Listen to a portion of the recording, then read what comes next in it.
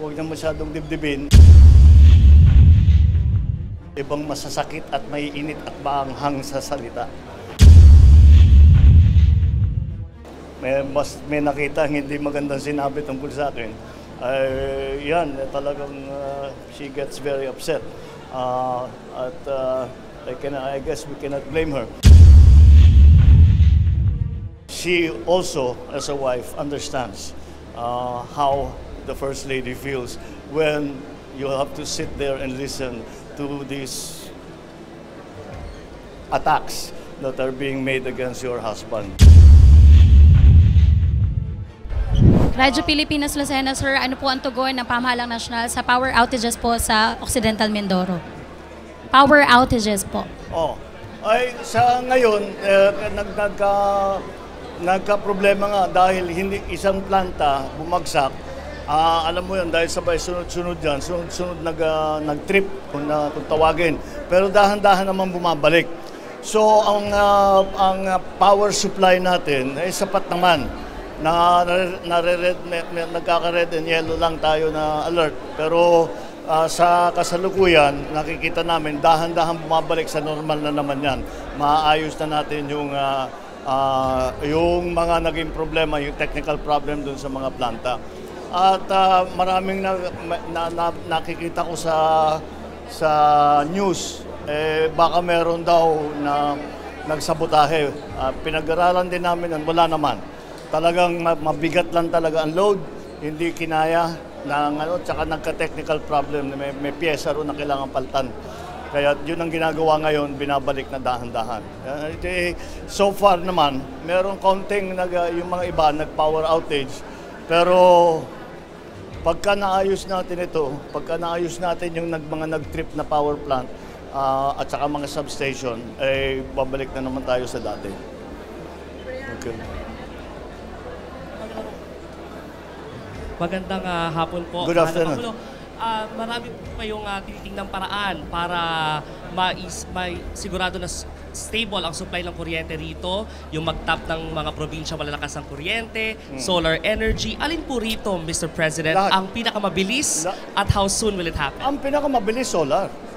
Dahil ang solar, wala, basta kung meron kayo ng solar cell, pwede nang gamitin ka agad yun. So yun ang talagang pinakamabilis. Pero ang long-term solution dyan, hindi lamang yung solar. Kasama sa long-term solution yung solar, yung wind, yung hydro, yung geo, lahat ng ating makuhanan ng power ay pinag-aaralan natin at pinapatibay natin ang sistema. Pero sa Mindoro, both Oriental and Occidental, ang long-term solution is yung submarine cable para makabit na sa grid. Dahil yun ang problema dito, hindi pa nakakabit sa grid. So naglalagay na tayo ng submarine cable para dito specifically for Mindoro. Para yung mga ibang lugar naman na sobra ang kanilang, meron silang excess capacity na tinatawag. Hindi nagagamit, sayang. So yun ang pwede natin paglipat-lipat kung saan ang pangangailangan. Hi sir, magandang hapon. Sir, kanina you have personally witnessed yung devastating effect ng El Nino sa mga sakahan. Paano sir titiyakin ng gobyerno yung food security sa gitna po ng El Nino? Well, kung pinag-uusapan natin ay bigas, sapat naman ang ating supply. Hindi kailangan mag-alala ang tao. Yung mga area, sa katotohanan, yung mga area na may patubig, tumaas pa yung ating naging ani, yung tons per hectare natin.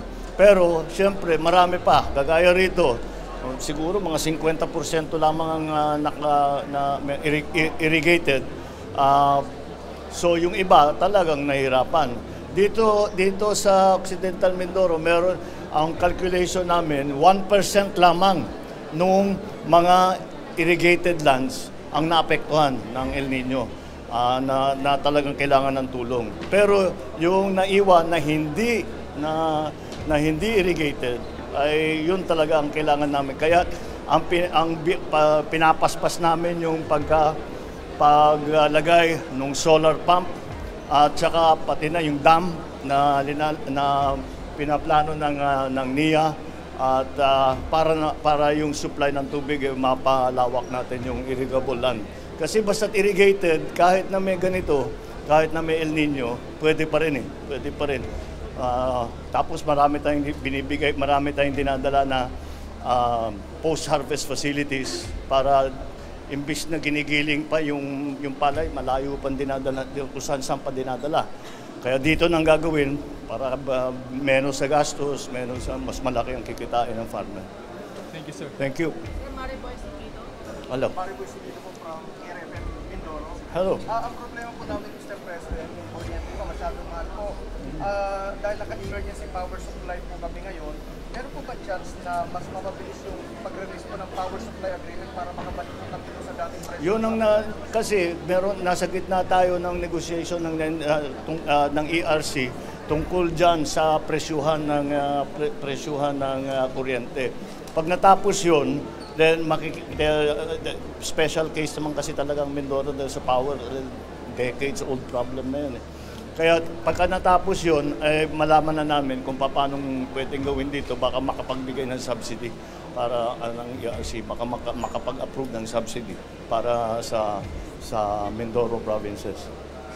Okay? Hi, President. I'm here, sir. There you are. Yes. Sir, how do you feel about the sentiments of First Lady Liza Marcos over Vice President Sara Duterte? Will it affect your working relationship with the Vice President and also your reaction to suggestions that it's timely that she be replaced in the cabinet? Why? I don't see the reason behind that. But, well, first of all, my first reaction is what a lucky husband I am. That I have a wife very protective sa akin na kahit na may nakita hindi magandang sinabi tungkol sa akin, talagang she gets very upset. I guess we cannot blame her. It will not affect our working relationship with the Vice President, Secretary of Education. I think that she also, as a wife, understands how the First Lady feels when you have to sit there and listen to these attacks that are being made against your husband. But mag-uusap kami ni VP Sara, kami ni Inday Sara, mag-uusap kami na tungkol dyan. Para huwag na masyadong dibdibin at yung hindi naman siya ang mga nagsabi tungkol sa kung ano-ano. Kaya madali naman siguro madali naman siguro plansahin lahat itong naging issue nito. So sir, sa meeting po natin, you will assure the Vice President that she will not be replaced as DepEd Secretary. She doesn't need my assurance. She knows that. She knows that. She will be any of the cabinet secretaries will be replaced pag hindi nila ginagawa yung trabaho nila. All the other things are not part of the discussion. Pag hindi na kaya, nagkasakit, sabihin mo na, di papalitan ka namin. O hindi talaga marunong, o corrupt, di ba? Tatanggalin ka talaga namin. Hindi naman ganun si Inday. Hindi ganun si Inday Sara. Alright?